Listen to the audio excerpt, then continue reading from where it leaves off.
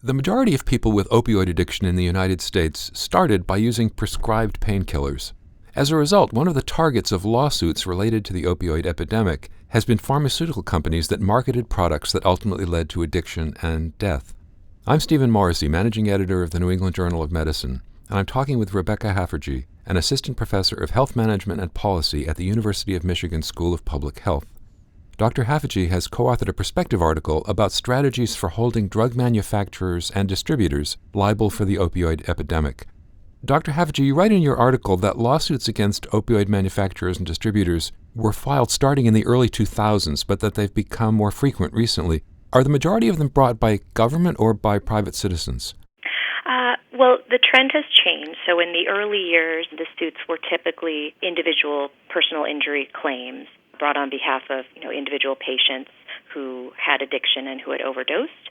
Then class actions were filed, which aggregate multiple plaintiffs or individuals together who are similarly situated. And most recently, governments have been filing the suits. That did start in the 2000s, but it's really been picking up speed. And in recent years, hundreds of counties, cities, states, and now even Native American tribes have filed suit. You talk in your article about several types of allegations made on behalf of these plaintiffs, that opioids were defectively designed, or that manufacturers failed to adequately warn about addiction risks, or deliberately withheld information about the dangers of some of the drugs. Have any of those claims proved more effective than others? Most of those claims were brought in the context of the individual personal injury suits that were the start of these types of suits in the early 2000s. Those claims were not as effective in those contexts for a number of reasons, one being that prescription opioids were FDA approved.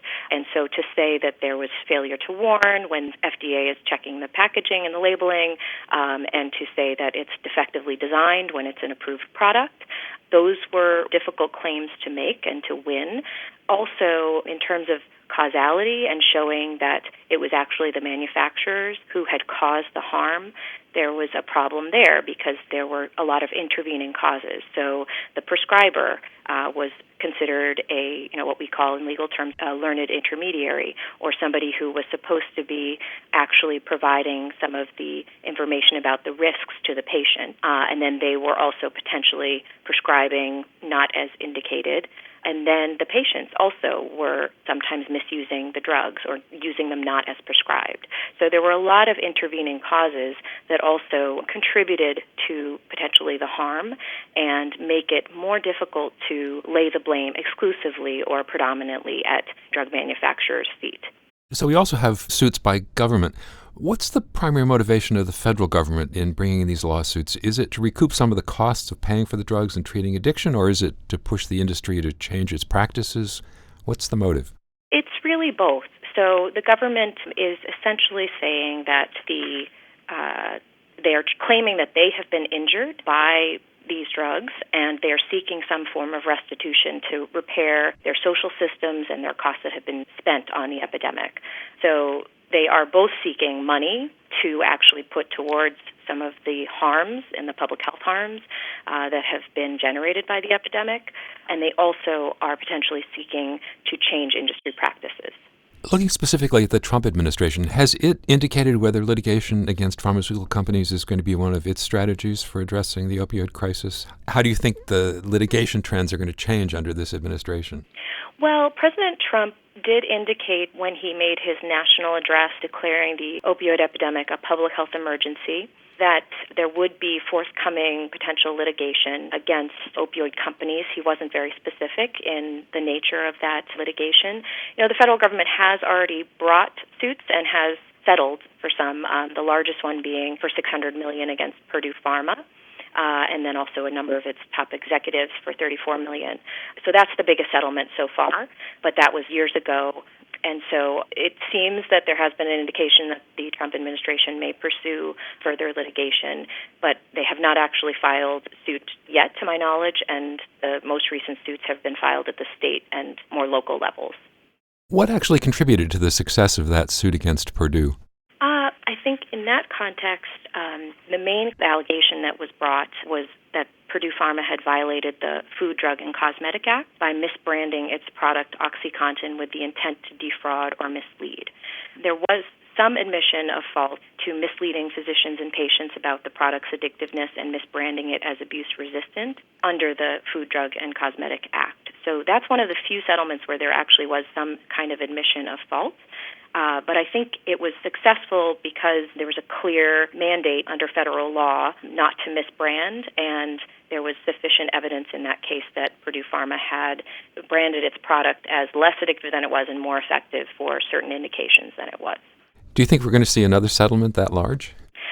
I think, there's been a lot of talk about, are we, going to see the next big tobacco settlement, which was, $246 billion, I believe, over 25 years, $100 billion of which went to state governments. I think that would be one of the best outcomes of all of this litigation, would be some form of a mass settlement on the order of hundreds of billions, because that kind of money is what has not yet been forthcoming from the federal government and is the kind of money that could really do a lot to pay for medication-assisted treatment therapies, housing, employment, naloxone distribution, all of these elements that are going to be necessary and in great magnitude to address this crisis. And right now, one of the big challenges is the lack of resources to really provide all of these services and these drugs at scale and as they're needed. So I think from an optimistic standpoint, that could be a great outcome for state governments and for communities.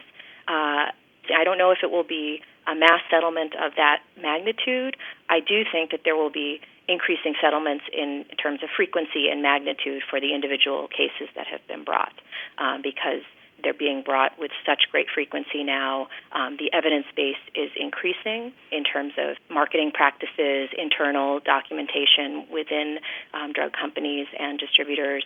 And I think many of the litigation strategies are becoming more convincing and more effective.